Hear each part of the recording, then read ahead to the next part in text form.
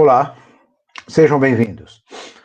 Continuando o estudo do Evangelho de Mateus, segundo Emmanuel,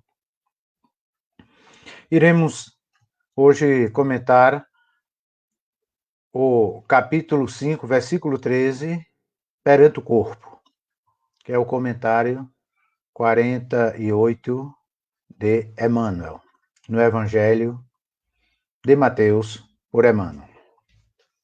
Obra espetacular que eu recomendo a todos. Perante o corpo.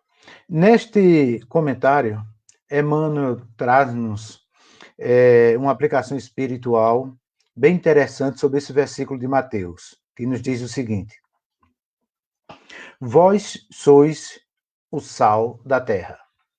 Se, porém, o sal tornar-se insosso, com que se salgará? O querido Emmanuel, ele aqui nos apresenta essa questão de nós voltarmos para o espírito, que na realidade é o espírito quem realiza todas as coisas. O corpo tão somente é um instrumento, é uma vestimenta temporária.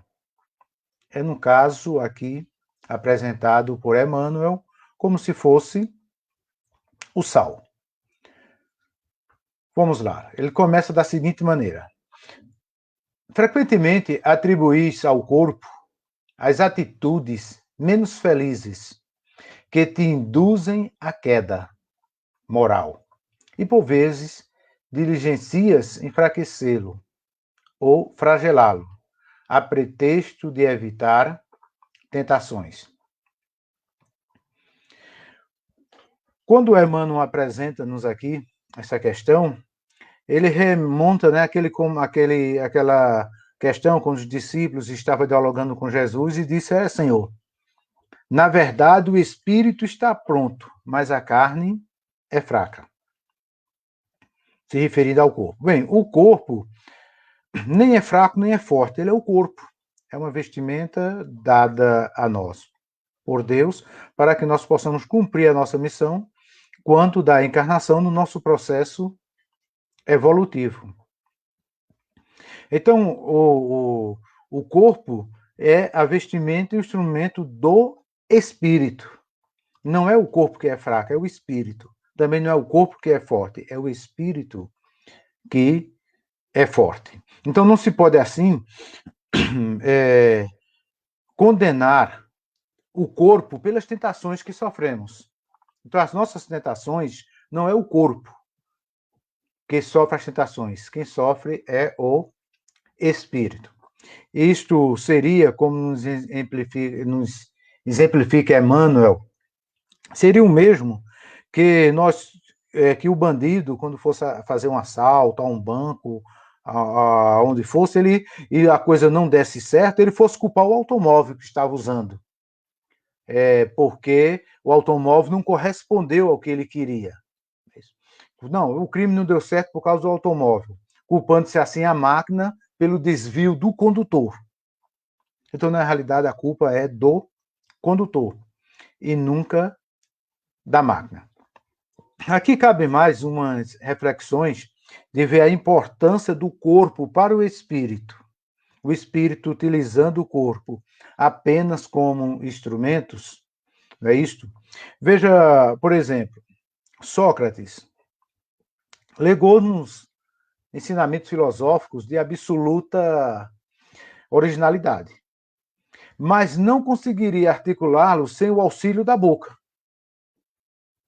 Da mesma forma, Miguel Ângelo plasmou obras-primas, imortalizando o próprio nome, entretanto, não lograria concretizá-las sem o uso dos braços. Então, na realidade, o corpo é importantíssimo para que o espírito possa, assim, cumprir com a sua missão.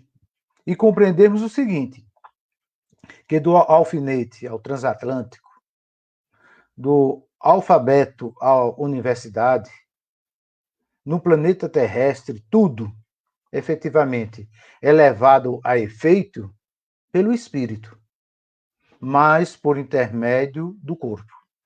Inclusive, todo o processo reencarnatório de todos os nossos descendentes. Uma coisa também interessante nesse versículo é quando diz o seguinte, que quando o sal se torna insosso, é para ser pisado. Não serve mais nada, a não ser ser pisado.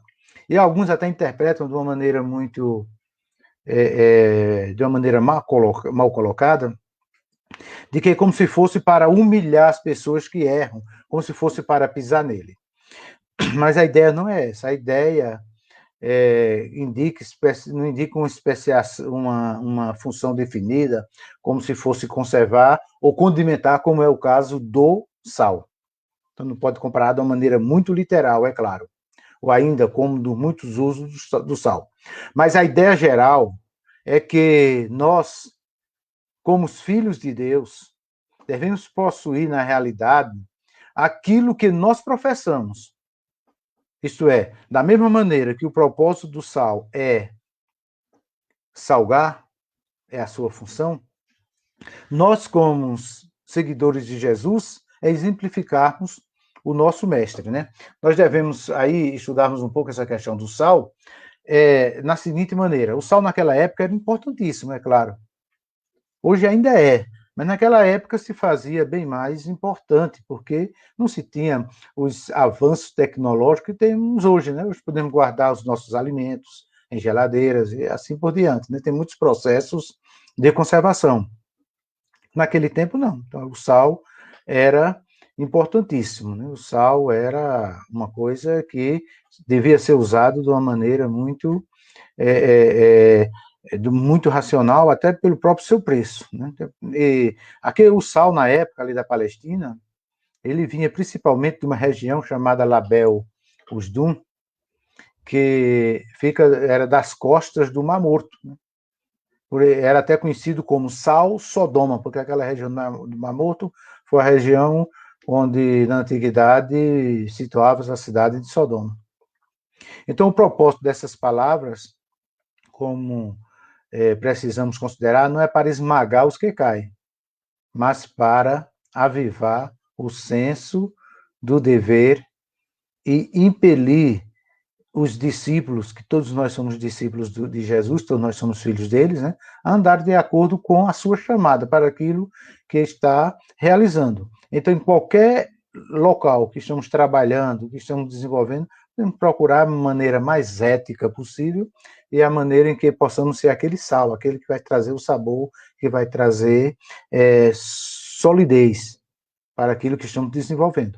Provavelmente, né, a ideia básica do cristianismo, né, que todos os discípulos de Cristo fazem parte do cristianismo, é que, de uma maneira do mundo em geral, os cristãos precisam ser essas luzes, precisam dar testemunho de pessoas do bem e pessoas de bem. Continuando o nosso querido Emmanuel, desde Colombo, arriscando-se ao grande oceano para descortinar terras novas aos astronautas dos tempos modernos, que se lançam arrojadamente no espaço cósmico, é com os implementos físicos que se dirigem os engenhos de condução. Então, o corpo, como no dizer do apóstolo Paulo, passa a ser aquele templo do Espírito Santo, no sentido de que o corpo, né, está temporariamente revestindo o espírito, para que o espírito possa assim progredir, para que o espírito possa prosperar na evolução espiritual. E concluindo, eis um espírito eterno, em serviço temporário no mundo. Essa é a nossa situação. Espírito eterno, um serviço temporário. O corpo é teu refúgio e teu bastão, teu vaso e tua veste, tua pena e teu buril, tua harpa e tua enxada. Abençoa, pois, o teu corpo e ampara-lhe as energias para que ele te abençoe e te ampare no desempenho de tua própria missão. Livro da Esperança, capítulo 10. Pois bem, ele conclui aí, nos mostrando a importância do corpo. Então, portanto, precisamos cuidar do nosso corpo da melhor maneira possível, evitando os excessos, evitando substâncias que venham trazer danos ao corpo, praticando exercícios e assim por diante. Precisamos deixar o nosso corpo bem nutrido, mas, sobretudo, buscando o máximo para que ele esteja em perfeitas condições do Espírito utilizá-lo como instrumento. Que a paz, que a bondade, que a bênção divina seja com todos nós. Um abraço e até o próximo vídeo.